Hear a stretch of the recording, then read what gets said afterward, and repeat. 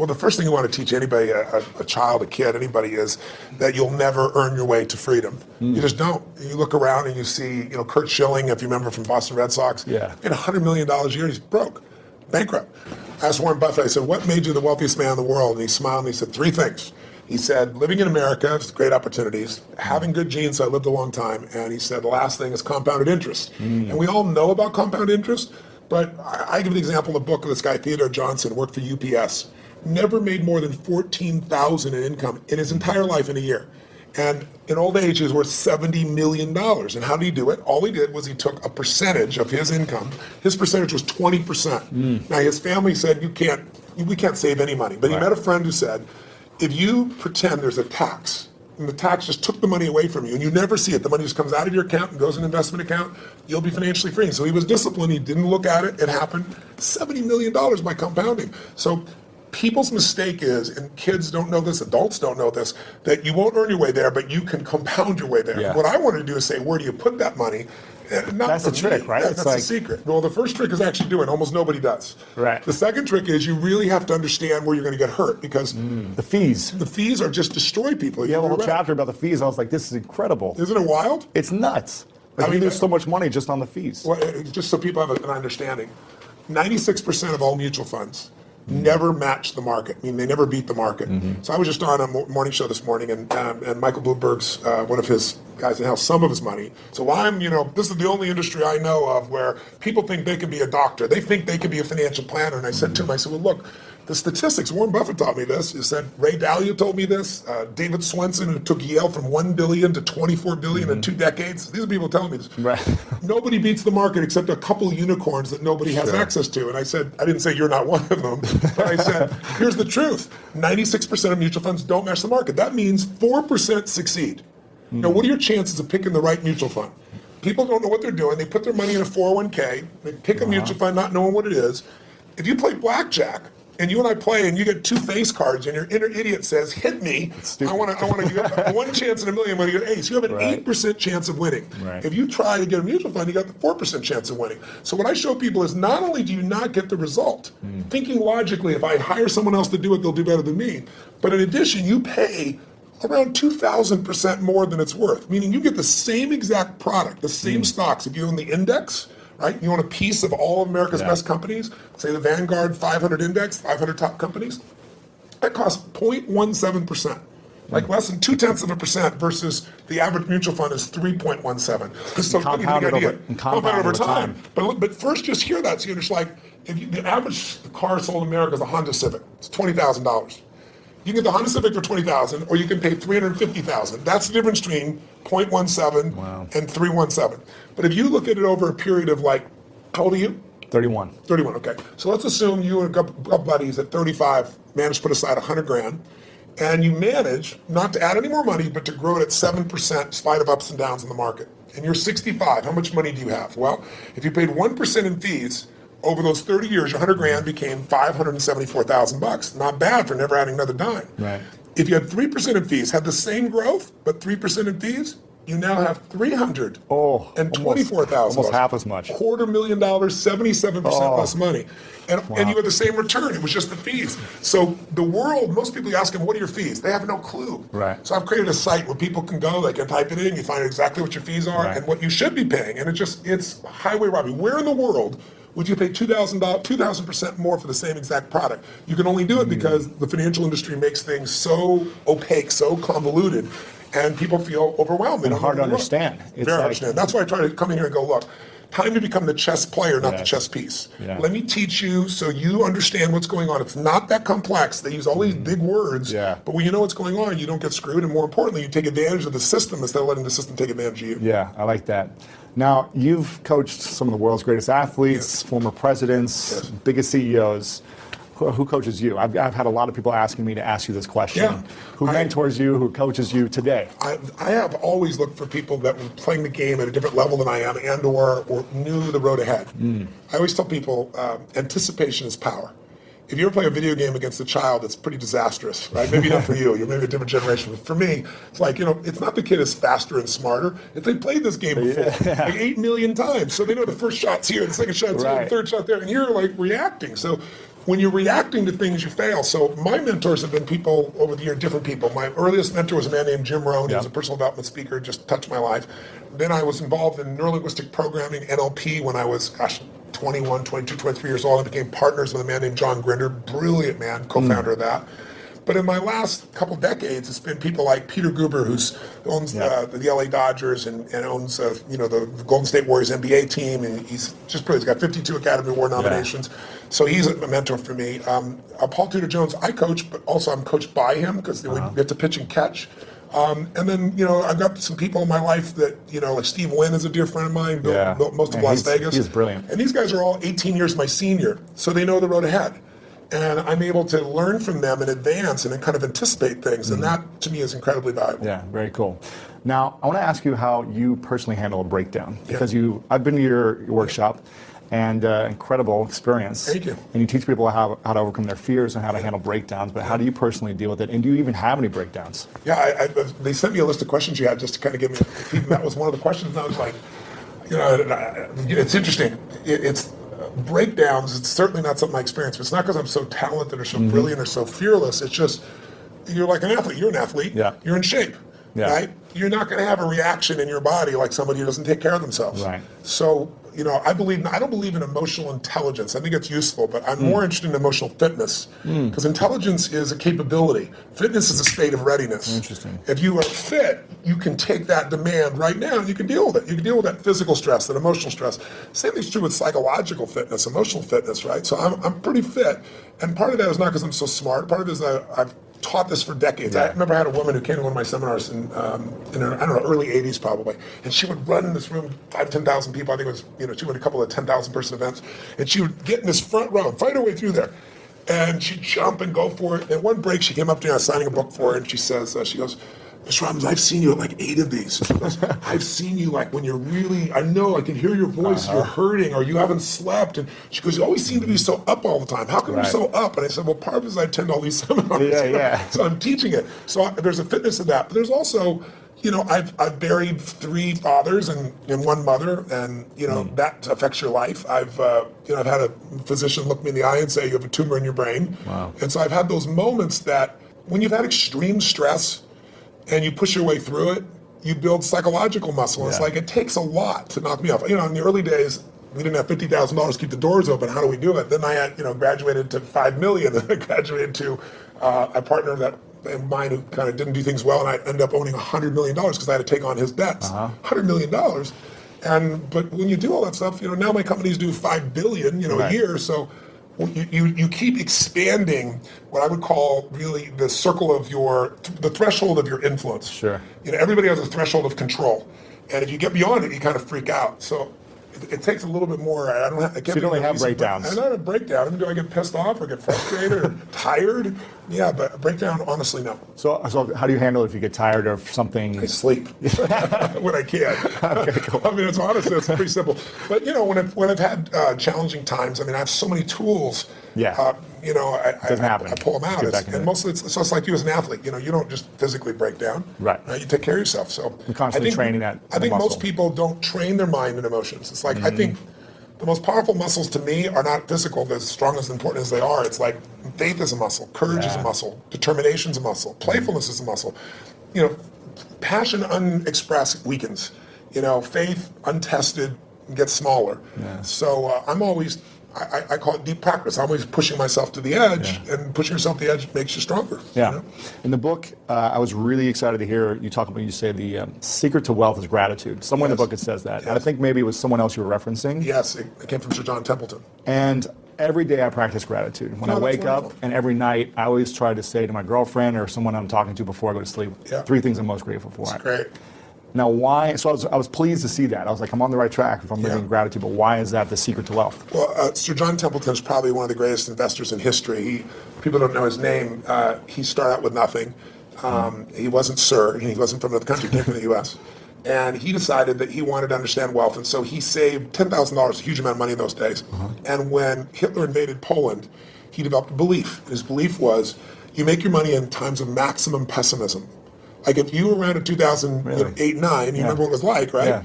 you could have bought, the Sands in Las Vegas, you could have bought their stock for $2.28. Today it's $67. Wow. It's a 3,000% return. It's not bad.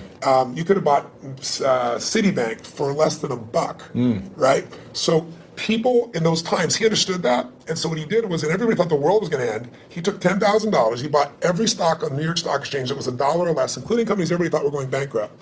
But when things are bad, people think it's going to be bad forever. When things are good, they think it's going to be good forever. And they're always wrong. Life's cyclical. So there's a season for everything. So once we got through World War II and a few years later, guess what? Those same stocks made him a billionaire. So when I asked him, I said, what's the secret to wealth? His response really touched me. He goes, you know it, you teach it. I said, what's that? He said, gratitude. And I said, why do you say that? He said, because if you got $1 billion and every day you live pissed off and frustrated, the quality of your life is called pissed off and frustrated. Right. But if you have nothing, but you're euphorically grateful for whatever you have, you're the richest person that you're going to know. He said, so it doesn't matter how much money you got if you don't have gratitude. So I do the same thing, by the way. I have a process I call it priming, where I get up every morning. I do mine in the morning. I do this radical change to my body, kind of alter my state. And then I do 10 minutes, I never miss. And my first 3.5 minutes is what I'm really grateful for. And I make myself think of at least one of those three that's something really simplistic instead of something giant. The wind on my face, the look in one of my kids' eyes, something of that nature. And then I do 3 minutes of strengthening, healing. I do 3 minutes of what I'm going to create my world. And I do that for a minimum of 10 minutes every day, because I believe you have to condition it. You don't just hope that stuff shows up. You set your intention each morning. Well, not every day. Yeah, very cool. So what are you most grateful for recently in your life? Gosh, so many things. Well, it's Thanksgiving, so one piece. Well, one is my daughter is 40 years old, and she's been wanting a child forever, and she's going to bring me a grandson in a few months, which is kind of cool. Congratulations. Thank you very much. That's cool. But also, it's Thanksgiving, so for me, it's a very emotional time, because my family was fed when I was 11. We had no food at Thanksgiving, and it touched me so deeply, and I decided I was going to give back. So when I was 17, I fed 2 families, and then 4, and then 8, and then I didn't tell me I was doing it, and then I got my friends to do it, and my companies grew, and I've fed 42 million people now over 37 years. And but you have a challenge for this, right? Well, this one, what I did is I decided, I'm writing this book, and in the middle of writing it, last summer, most people didn't even notice, Congress cut food stamps. They don't call it food stamps anymore, but I lived on them, so I know what they are, food stamps, with my family. Family lived on them. But they cut it by 8.7 billion, which means you eliminate 2 million people from the rolls overnight, and they still need to eat. Wow. So I support all these nonprofit organizations, and Feeding America is the largest in the country. And so I thought, I want to call attention to this. So if I donated all the profits of this book in advance, how many people could I feed? Because I normally feed 2 million through my foundation, and I match it. So I feed 4 million a year. And they said you could feed 10 million people. I was like, wow. I mean, and then as the years gone by, I've gotten more and more inspired. And so now I'm going to feed 50 million people personally, and not just from the book. I'm writing a larger check on top of it. But also, I'm working with Feeding America to get matching funds to feed 100 million people. Incredible. So to go from my family not being able to eat to feeding 100 million people is a pretty amazing sense of gratitude and a sense of grace. And I've done my part, but there's been grace in that as well. It's amazing. It's incredible what you're doing, and very inspiring. So thank you for doing that. So anybody who gets the book, you're feeding I'm not getting any profits for you. But it'll also feed on average 50 families every book. 100% is being done. 100%. Not only 100%, more than that. Yes. That's amazing. Yeah. Now, I think I also read in the book, I don't know if you said this or someone else said this, but the key to living is giving. Yes. Now, I think I might have heard you say this actually back when I first saw you when I was 16 at an event.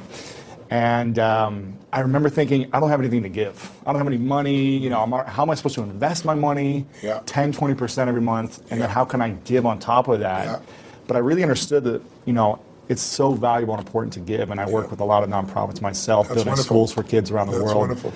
And I've seen a big impact in my life, in the way I'm able to serve people. Sir John Templeton told me that he's never seen anyone tithe, which, tithing is usually 10% of what you earn, for at least a decade, who didn't become incredibly financially free. Wow. And I think the reason is, I had a moment like when my whole life changed. It was kind of twofold. I was really young, like yourself back then, right? Working my tail off, trying to build a business. And you have big goals, you don't always succeed to start with. It doesn't just come together, right? It was hard. And I remember I was so frustrated because I was working 18-hour days and nothing was working, and I was broke, and I felt embarrassed. I should be doing better than this. Sure. And so I was driving home from Orange County on the 57th freeway in San Gabriel Valley, out near a place in Pomona, California. It probably doesn't matter anybody else, but I can remember it so vividly because it was almost midnight. And I was at this breaking point. And then I was like, why am I not, doing better? And then I just pulled over the road, and I used to keep these journals. I still have them, written journals. And I wrote in big lines, the secret to living is giving. And I started to cry. And I realized I am so focused on what am I not getting. Receiving. I'm not focusing on what I'm giving. Yeah. So for 6 months, man, it turned me around. But then, something else to get in your body. It was in my head, it was in my heart, but it had to get in there to stay. And I started getting through some really tough times. And I lost everything financially. And I was mad at everybody because I'd loaned a friend $1,000 and, I'd been doing well. And he didn't even return my phone call. Oh. And what changed me was I was down to, I don't know, $22, $23, something like that. I don't know, it was $24. Enough that I knew that I didn't have money for food for the next week, clearly. Right. And I didn't have any prospects. And I was living in Venice in this 400 square foot bachelor apartment, feeling sorry for myself, getting pissed off. And I thought, you know what, I got to eat. So I'm not going to drive my car because I'm not going to spend the gas. I'm not going to pay for parking. Sure. I'm going to go to an all-you-can-eat place and load up for the winter, right? So I can get more, like one meal a day. Right. And so there's a place called Marina del Rey, not far from Venice. And it's a beautiful community, and it's right on the water. And there's a place called El Chorito. It's still there. It's a little restaurant. It had taco bar and all that kind of stuff. So I walked there for the 3 miles, and I go, okay, I'm going to go and load up. And I was all about myself and getting through this. And this woman walked the door, actually a very attractive lady. That's probably why I caught my attention. And I'm waiting to see who her boyfriend is, and there's nobody up there. There's a little guy down here. It was obviously her son. And he's wearing this 3-piece suit, a little vest. He opens the door for her. He pulls out the chair for her. And it was just, he stared into his mother's eyes. I mean, it was just pierced into her eyes. I don't know what it was, but something about him was just so moving. He was such a sweet, caring, loving young man to his mother that moved me. So I paid for my meal. I don't know what was left, $17, $18. Put it back in my pocket, what was left. Walked up to this young man, introduced myself, and I said, hi, I don't remember his name. I think he said his name was Ronnie. And I said, Ronnie, I said, you're a class actor. I saw how you opened the door for your lady. I saw how you held up the chair for your lady. He goes, she's my mom. I said, that's even more classy. Right. And I said, it's so cool that you're taking her out to lunch like this. And he goes, well, I'm not really taking her lunch because I'm just 11 and I don't have a job, Right. I said, yes, you are. And I had no plan. I just reached in my pocket, took all the money I had, changed dollar bills, and threw it right there in front of him. He looked at me like this. He goes, I can't take that. I said, sure you can. He said, well, why? I said, because I'm bigger than you are. And he got this big grin on his face. His eyes got this big. And I just shook his hand. I didn't even look at his mom. And I just walked out the door. But the reason I tell you the story is I had no car. I had no money. I was euphoric. I was like flying home. I was like, I probably looked like an idiot, probably skipping or something. I mean, I was just, and what I felt was, I should have been like, what the hell did you just do? I have no meal. What are we going to eat? Right. I went home that night, I laid out a plan.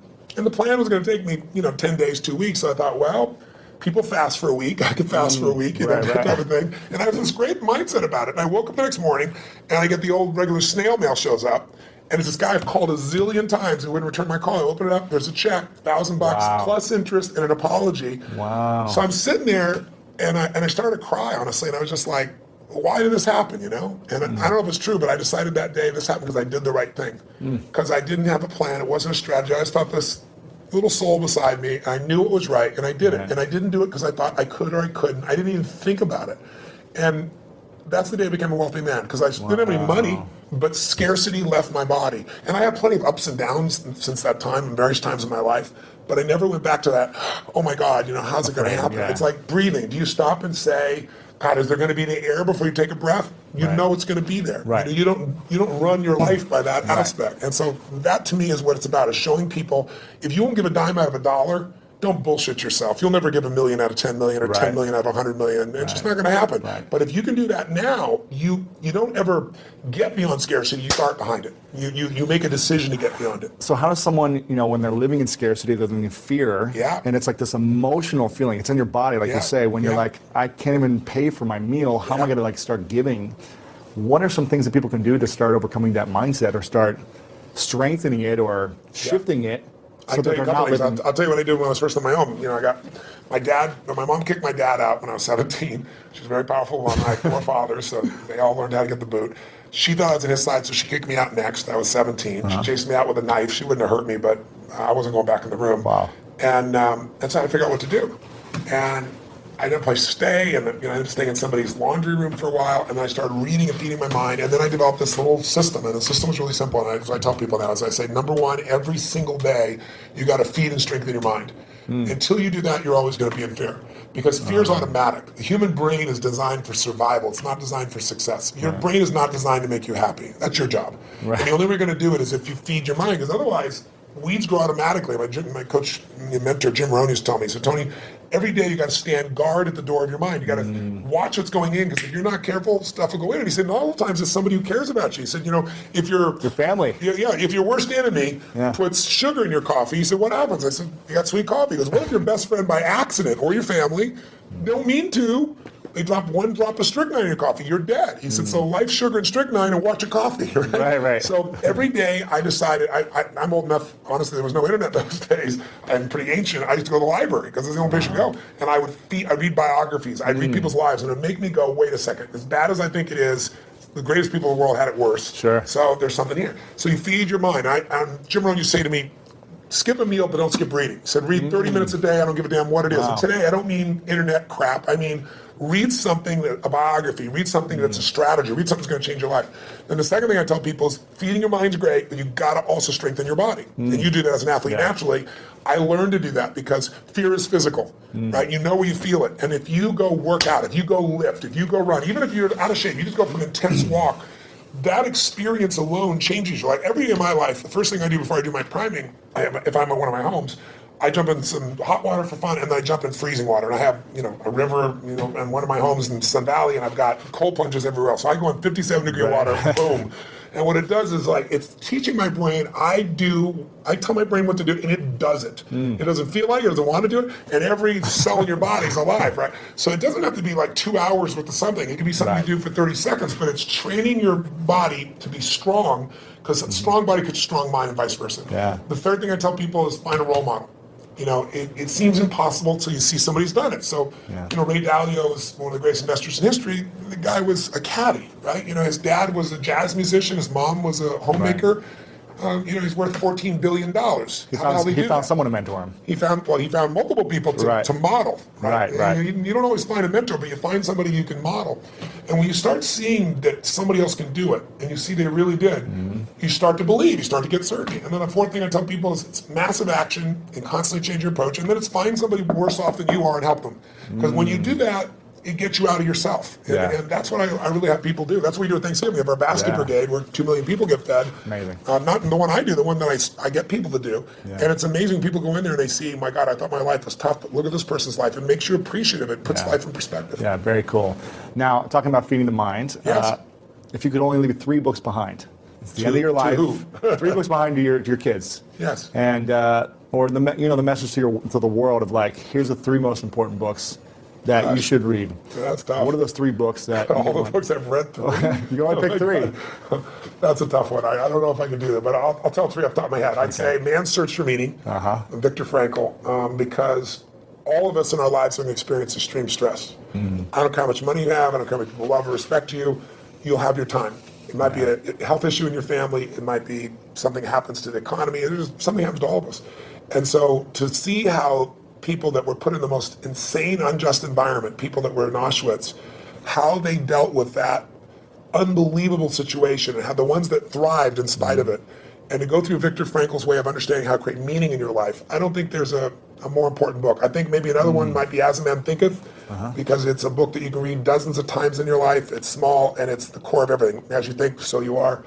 I mean, obviously the Bible is an extraordinary book, or whatever religious document a person believes. I'm personally a Christian, but I tell people whatever you believe, you need to practice it, whatever it is. Because there are many different ways of connecting, to what has created us. And then that's 3 already, but I give you one more. I think another one that's important would be understanding the life cycles of humanity.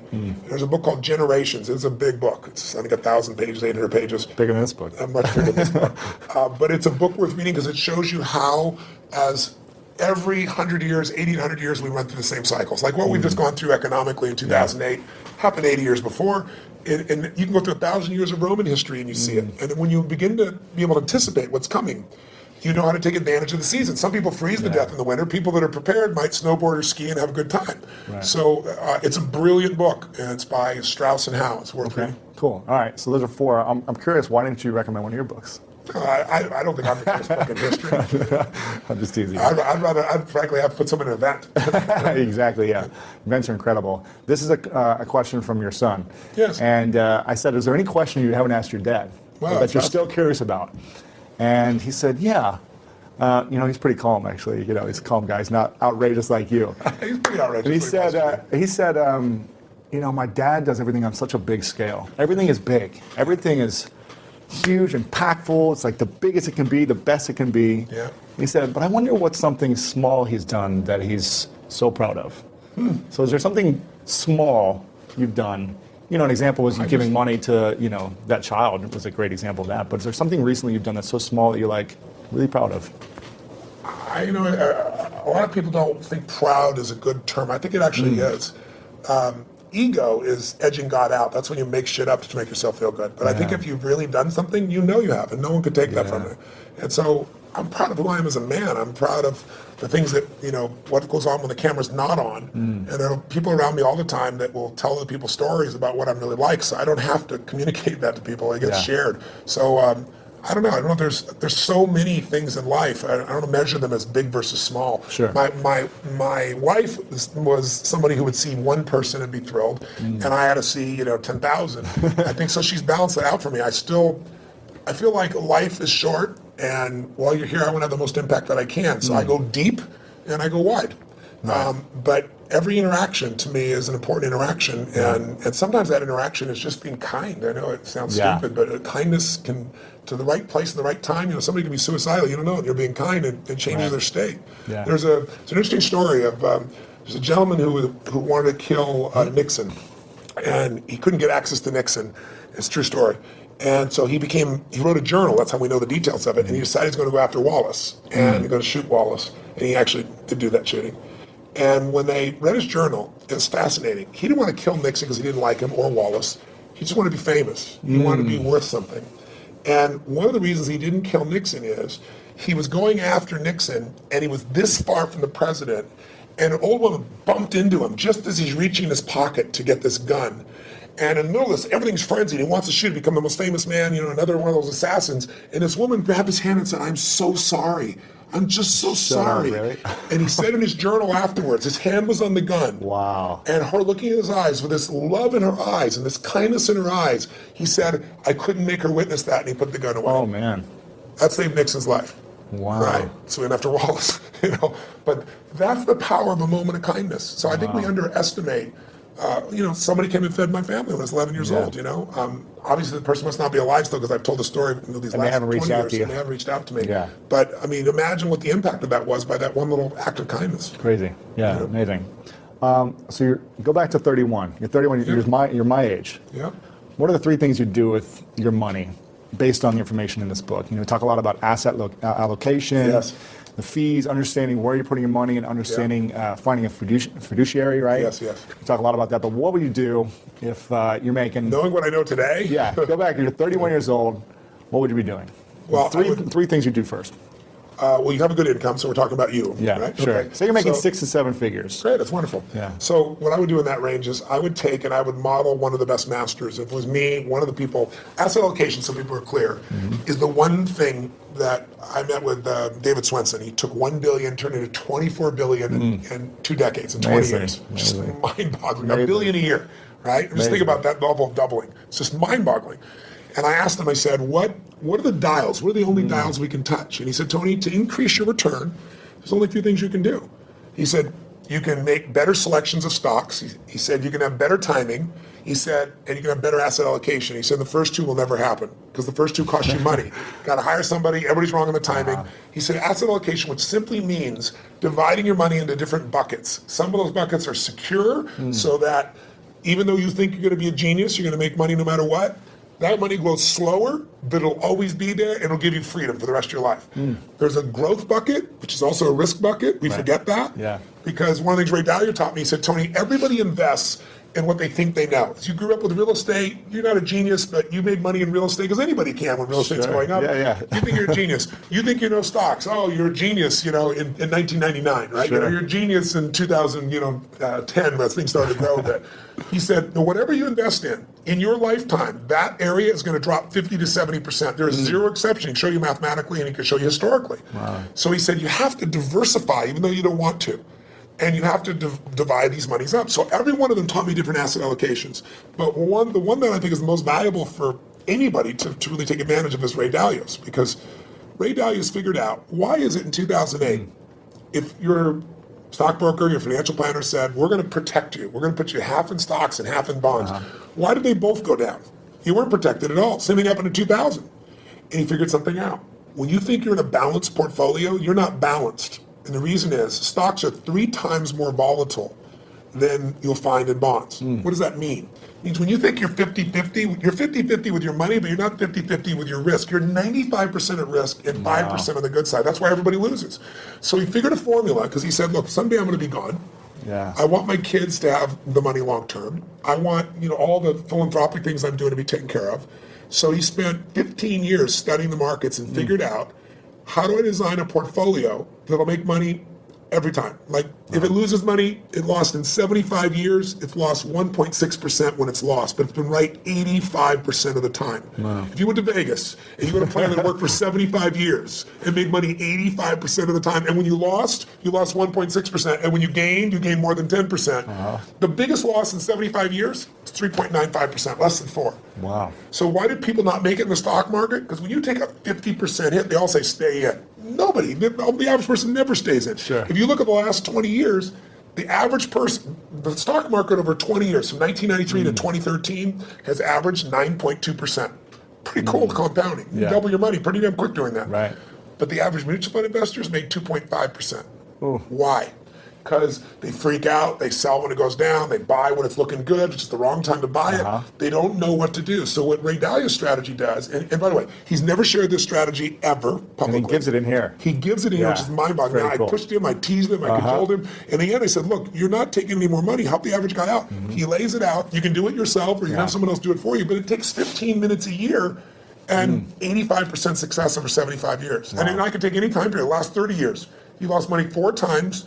One of those is 0.003%, so it's really break even. So, and again, the most he ever lost, less than 4%, average 1.9%. So if you're looking for a plan, I'd put some money there. Then the other money that I would do is I'd take some of that money and I'd look at what are the biggest trends. I have a lot of my money also in senior housing. And the reason is twofold. It's a demographic inevitability. There's this giant wave of baby boomers, and there isn't enough senior housing to take care of them. And I like it. I like to create a quality place for someone to be able to be lived and taken care of and so forth. But there's huge income from it, and there's the growth in the asset itself. Sure. So I'd be looking at what are the big trends, but I would make sure I locked down a segment of my money that just, I took a percentage of my income no matter what, and I made it really big, and I made it so I'd never have to work again. Sure. And that's where I am now. I don't have to work. And what's ironic is, when you interview people that make at least $750,000 a year, right, just under $1 million, 80% of them say they'll never retire. When you interview people that make a very little amount of money, they all talk about wanting to retire. Right. And the people that do retire say they'll retire after 75. Like, Steve Williams, my buddy, he's 72. Warren Buffett's 84 now. Still working. I met with Jack Bogle, who created Vanguard. He's been in the business 63 years. Wow.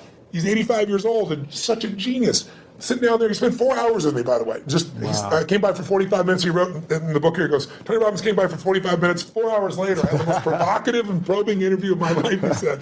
But the guy's still in the game. Because the real goal is not to have to work. If you don't work, you'll go stark raving mad. Because we all need to be productive to feel alive. Yeah, interesting. A couple questions left for you. Sure. One of them is, what's your definition of greatness? I don't know. I think everyone has greatness. I don't like that separation. I respect it because in sports, I think it's really easy to measure. But sports is one aspect of life. I think everyone has the opportunity to be great. To me, being great is being outstanding, to stand out from all the rest. And as you know, in sports, it can be by, a few microseconds, right? In the Olympics, it could be a nose hair and you stand out. If you stand out, you show other people what's possible. Not everybody likes that. Some people get angry and think you're showing them up. Other people get inspired. I've always been inspired by somebody who's the best in the world at what they do. And so I think greatness is somebody who just will not settle and finds a way to do, be, share, and create in life what they want, as opposed to fitting in. I think most people are trying to not be rejected. I wrote in this book, I took a quote from Aristotle saying, how do you really live your life? Well, if you don't want to upset anybody, it's really simple. Don't do anything, don't say anything, don't be anything, and everybody will like you. But if you want to have a quality life, I think you just have to put yourself on the line. And so to me, greatness is people that put themselves on the line, they keep growing, they won't settle. So what's next for you? Why are you still What are you still up to? I mean, why are you going after inspiring 100 million people, feeding 100 million people? What's next? Why not? Right? It's like, what else are you doing with your life? I look at, there are lots of challenges. I mean, this is a problem I wanted to go after. It's a problem because people are being abused by a system that nobody means to abuse it. It's just, it's not an evil system. It's just, you have large corporations that are set up to make a profit, and that's their job. They're not set up to make you as an investor more profitable. So they take care of their shareholder first. So they get all the fees they can. They manipulate the system. So I want to give people freedom. You know, to me that's valuable. But you know, what I do with my life is I look at what I see that moves me. I mean, I always tell people ask me about speaking, they say, you know, how do you be an effective speaker? I said, don't speak about shit you're not passionate about. You know, and that you don't have a true edge where you can help somebody. If you can add massive value and you're passionate about it, then talk about it. Otherwise, shut the, you know what up. You know, that's my view. So when I find things that I'm very passionate about, I like to go deep. I think we live in a Facebook world, a Twitter world, a tweeting world, texting world, where people are, by technology, not realizing they're becoming more and more shallow. I mean, there are people ending relationships by texting now. It's like, you know, it's just, are you kidding me? They go, why is the person upset? I can't understand. Did you see this? I texted you. And I look at them going, are you kidding? But technology is making us think that our Facebook friends are our friends. I mean, give me a break. There's only a few friends you can go deep with. You can't have 10,000 friends and go deep. And I think a lot of people are dissatisfied because technology is making us go faster and faster. So I look for things to go deep in. And I think in our lives, there's a few areas that matter. Your body, your emotions, your spirit, your relationships, your economics, your business. Those half dozen or so areas I like going deep in, and I'm going to keep doing it.